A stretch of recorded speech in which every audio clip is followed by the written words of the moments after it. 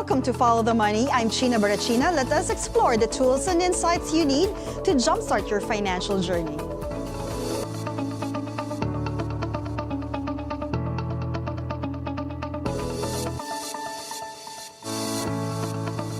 Let's talk about franchising and the money behind the Filipino brands we see almost everywhere. From tapsilog stalls to laundromats to trending kiosks, franchising has been a help turning to a small business into a household name. But what about those who have a great idea but don't know how to scale?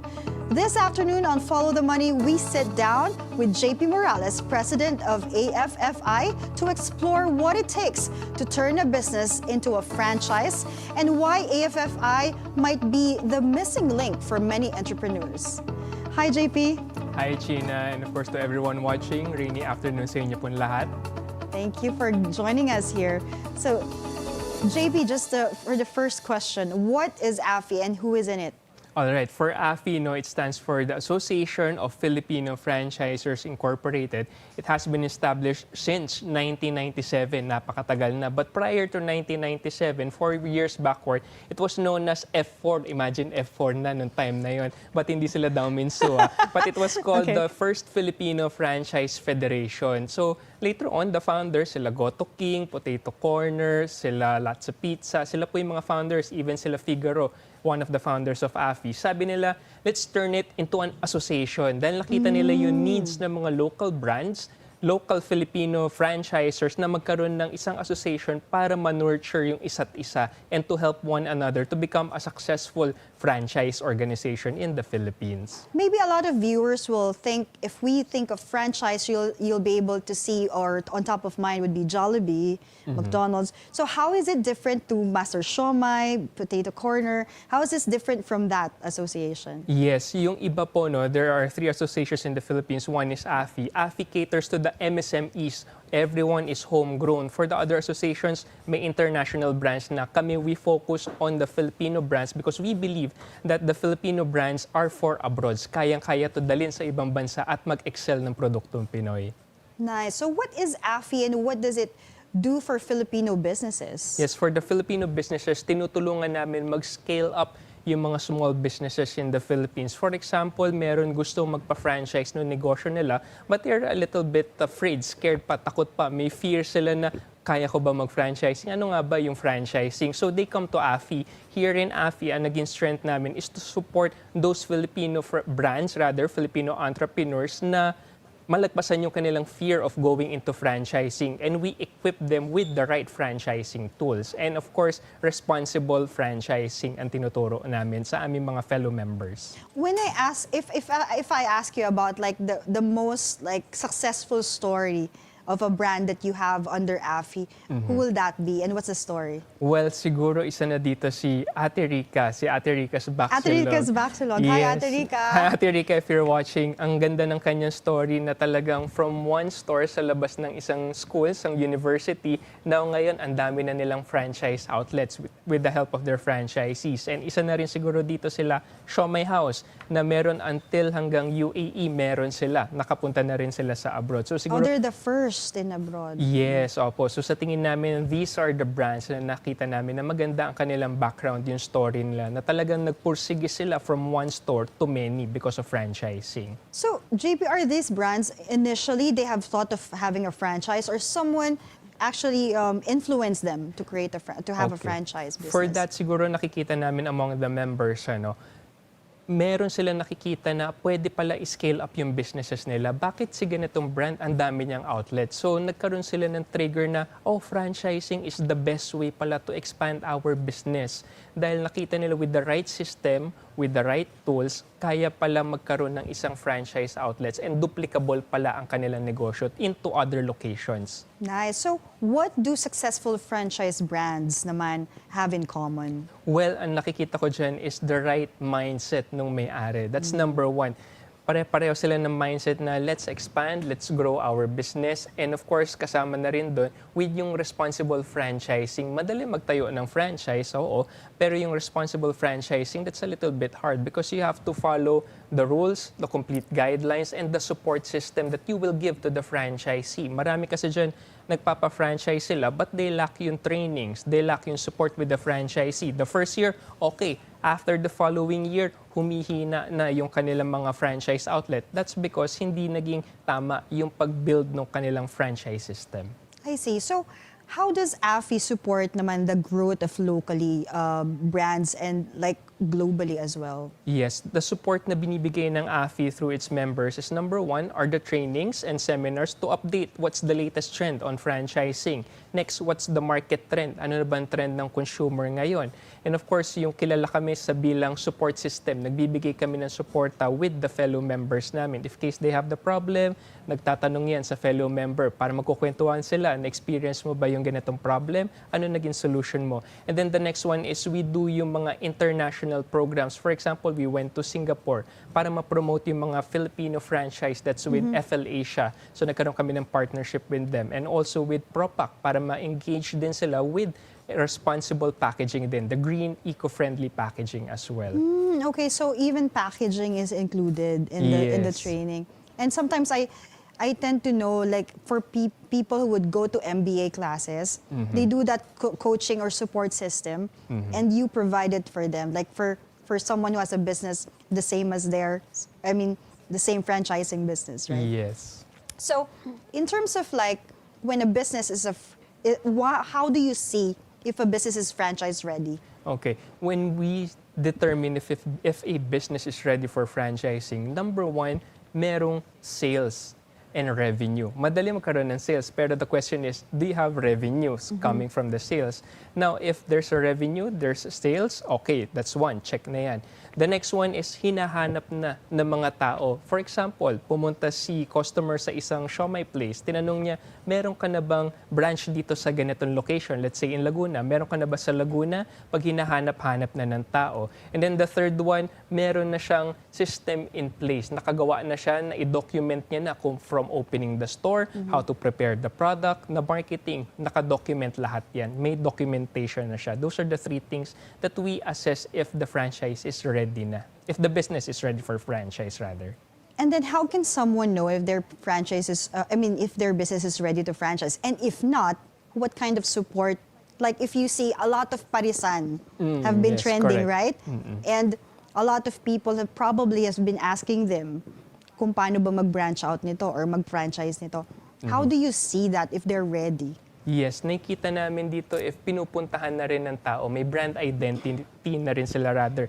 Alam na nila kung ano ba yung brand nila, alam na nila kung ano na ba yung value ng produkto nila with the customer, and yung business model nila, alam na rin nila yung business model. And the next one is, pag nakita namin na kailangan na ng tulong is lumalapit sila sa amin. They ask, can you guide us? Can you mentor us how to franchise our business? So we equip them with the right franchising tools. Ano ba yan? Franchise manual, the franchise contract, and of course the franchise system itself. Minimentor namin yung mga business owners. Tama, ang daming paresan dyan na pwedeng maging franchiser din sila. Yeah. Dahil yung iba parang sinasabi nila yung mga paresan, trend yan, fad lang yan. Hindi, pag ang isang negosyante, nakita niya yung produkto niya, yung value with the customer, ginawa niya ng system ito, kaya niyang i-turn yung fad business into a successful franchise legacy. And for someone that has that experience, what are the first steps for someone with a great concept but has no idea on how to formulate that franchise and probably not even considering if it's something that is reachable or not? Okay, number one, self-diagnostic. Magda-diagnostic check muna. Number one is self-diagnostic. You assess yourself, ready ka ba for franchising? Kaya mo ba i-handle yung negosyo mo ng 24/7? Dahil sa pagpapa-franchise, meron ka ng mga franchisee. Sa'yo aasa yung franchisee. So number one, self-diagnostic. If you can handle the stress, if you can handle the business. Then the next one, you do the diagnostic check for the business. Sabi ko kanina, sales and revenue. If you check, meron kang sales, merong revenue, okay, that's number one. Dahil yung iba may sales nga, wala namang revenue, mahirap ipa-franchise yun. Trust me, first 2 months, 3 months, bagsak agad yung franchise outlet. So kailangan magkapatid yan, sales and revenue, magkasama yan.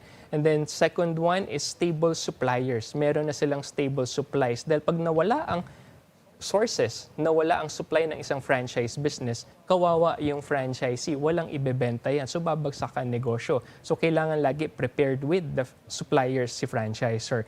And the third one is alam niya na rin yung mga locations na dapat niyang paglalagyan. Dahil bilang franchisor, alam mo na sino yung target market mo. May experience ka na sino yung mga customer na laging bumibili sa'yo. So you would easily identify saan ba nababagay yung pwesto. If it's inside the mall or if it is outside the mall. So alam niya na kung saan niya ilalagay. Those are the three things. Okay, so you mentioned about not if hindi nila na-install ng tama yun sa simula, it might cause to fall out. So what are the common mistakes that first-timers are making for these franchisors? The common mistakes na nakikita namin is nagra-rush masyado yung may-ari na negosyo na i-open na into franchise, which is kinulang siya sa training, kinulang siya ng support system, and kinulang din siya sa number of suppliers na meron siya. Dahil pag kinulang ka sa training, hindi magiging standard yung quality ng produkto. Mawawalan siya ng standardization. Dahil sa franchising, kahit saan ka pumunta,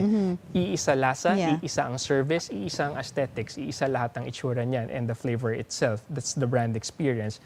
And then kapag kinulang ka rin sa training, yung customer feedback, hindi magiging maganda. Hindi satisfied yung customer. What we want in the franchising industry is happy si franchisee, happy si customer. So yun yung mga nakikita namin.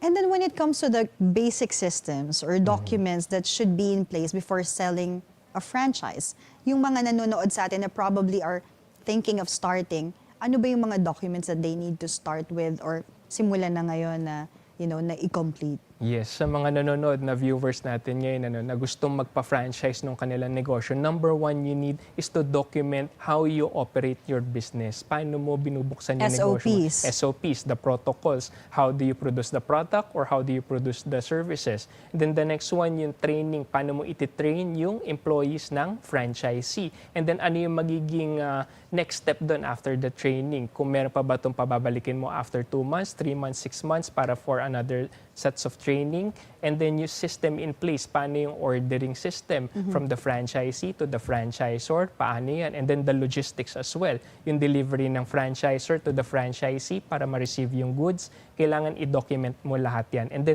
check ka na rin kung sino yung mga pwede mo maging kapartner sa negosyo na makakatulong madala, ng mga products mo to the franchisee as well. Okay, and then when it comes to standardization, when someone wants to be part of the franchising business, is it part of the, standard operation proceedings of AFFI to check if they're following these rules before they even start with something like this? Yes, well actually sa Philippines, ang natin, wala tayong franchise law. But kami in the association, what we did is we made a guidelines or checklist na if paano sumusunod si franchisor. Okay, complete documents ba siya with the permits, SEC or DTI? Nakaregister ba yung IPO niya, the trademarks sa IPO? And then the next step is, paano yung support na binibigay niya with the franchisees? Dahil dun mahalaga yan. If you support your franchisee, lalago ang isang franchise. Kapag wala kang support in place, hindi magtatagal ang isang franchise outlet.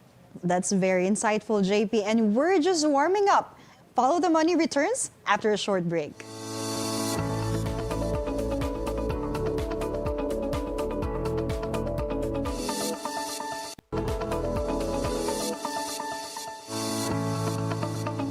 You're still watching Follow the Money. Still with us is Jaypee Morales, President of the Association of Filipino Franchisers Incorporated. We're talking about how franchising business systems and community support help Filipino entrepreneurs start, scale, and sustain their growth.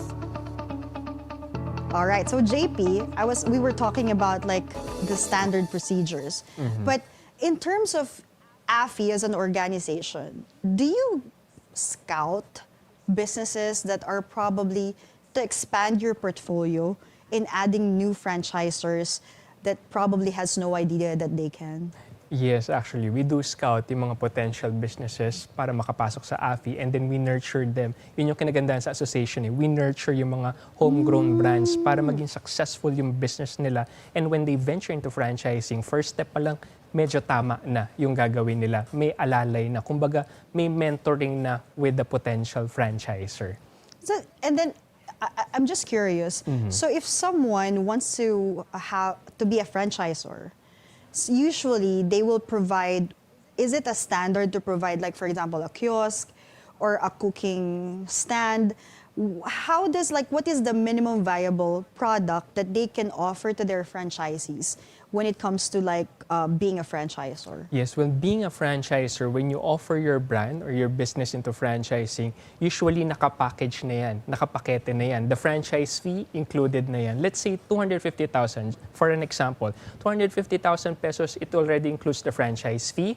Then the next one is the food cart, kasama na yan. And then may initial supplies ng kasama. And then the training itself, kasama na rin yun. So yun yung complete franchise package. And then with the turnkey naman, pag sinabing turnkey, these are the franchise packages na i-operate mo na lang. Meron ng location yan, operate ka na lang as a franchisee. Nakapag-scout na, kumbaga si franchisor ng viable lease space for that specific concept.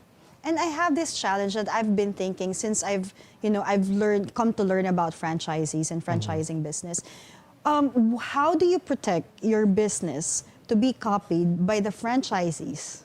Because I think this is something, I know this is not part of the, but I was just curious, do you have like a project or like anything that, protects the franchisors to make sure that their business is not copied at the end of the day? Yeah, that's a very good question. If I can share my example, Sure. If I share my story, kami ginagawa namin for our business, Choco Monkey and Jaypee, we do have an non-compete agreement with the franchisee. Even after the franchise contract, you cannot compete, you cannot copy the same concept na pinagkuhanan mo sa amin. Let's say, nag-milk tea ka, Jaypee, then after 3 years, kinlose mo yung franchise, nagtayo ka, bawal yun. So at least after 3 years, pwede ka na. So yun yung protection na ginagawa namin with the franchisor and the franchisee. So 3 years minimum? Yes. Okay, so does AFFI help members with like pricing, training, and then marketing, and the legal support that you just mentioned? Yes, we do. We actually have a program. It's called the AFFI Bootcamp. It's the homegrown... AFFI? Yes, para AFFI lahat. That's the Homegrown Acceleration Franchise Formation Inception Program. That's the bootcamp. Medyo mahaba. We called it AFFI for short. Dito tinuturo namin. It's a 2-day event. We teach them on the basics of franchising. What are the tools that you need? The franchise contract, tinuturo from a legal perspective. We get a lawyer na bihasa sa franchising to teach paano ba magkaroon ng isang magandang franchise contract. And then the next one is the franchise packaging. Paano mo ifa-franchise yung negosyo mo na maganda yung franchise fee, maganda yung packaging niya. And then the next one is the franchise operations manual. Ito yung medyo tricky kasi ito yung nakasalala yung buong negosyo mo. Dahil binibreakdown mo, sinusulat mo lahat dyan, paano ino-operate ang isang outlet. I see. And then when it comes to like pandemic before, so how did you support your members when it comes to like economic downturns such as pandemic? Yes, especially the pandemic. If I could remember, that was 5 years ago. Napakabilis ng panahon. It was the leadership under the Sir George Winnicky.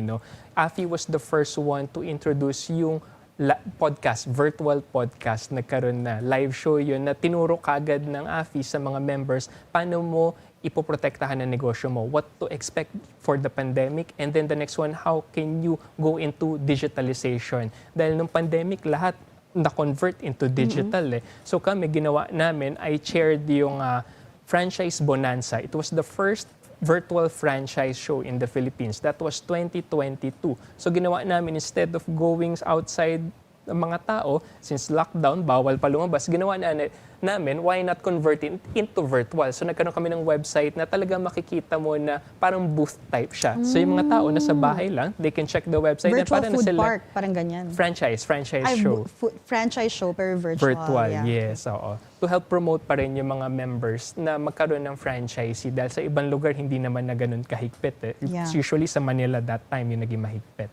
So can someone who isn't franchising yet still join AFFI to learn how? Yes, pwede. We do have 2 types of membership. The first one is the regular. These are the existing franchisors. Meron na silang franchisee. The second one are the affiliate members. So dito po bumabagsak yung mga hindi pa franchisors. So dito, under the affiliate, tinuturuan na namin sila paano maging isang franchisor. Paano magsimula? Yes, and then nakakasama na rin nila yung mga existing franchisor members para makakuha rin sila ng insights kung paano ba nag-work ang franchising. Okay, so what are the upcoming events then that probably our viewers will be interested to know? Yes, Apo. This coming September 18 and 19, we do have a AFFI bootcamp in partnership with Quezon City LGU. If you are a startup or an entrepreneur who wants to venture into franchising, please do join, especially if you're from Quezon City. And we do have this coming October 20 to 22. This is a franchise show in partnership with Calamba, Laguna, the cooperatives and the LGU. And this coming also November, meron din po kaming franchise show in partnership with the Quezon City LGU po. So those are the dates po ng upcoming programs and events ni AFFI. So viewers, save the date. You might be the next one to be a franchisor. So you'll never know. So that's for the serious part. So, but let's say there's a trending parisan, that what I mentioned a while ago, or food stall, and this kinds of brands probably has no idea, like what I have mentioned before. How do you qualify which ones? Like, for example, they would probably, some of them would not know about the pricing or right profit margins. Is this something that you introduce to them, or something that you ask to them if you're saying that you're roaming around to like scout these potentials? Is that one of the things that you asked them initially? Yes, we do ask how much is the food cost, how much do you earn for the business, so we can identify kung baka kailangan nitong member matulungan siya with the pricing. Dahil yung iba, very attractive yung selling price, parang let's say 29 pesos. Palugi pala. Palugi pala, no, nakita namin. So dito, we come in to help them, oh maybe we should adjust this one. Maybe let's tweak down, babaan natin yung food costing mo para maging profitable yung business model. At syempre, yung franchisee na kukuha, may profit. Kasi mahirap siya ipa-franchise na napakaliit ang margin ng franchisee. Dahil may operational expenses siya, yung overhead expenses niya, medyo malaki yan. So we have to tweak, we have to see.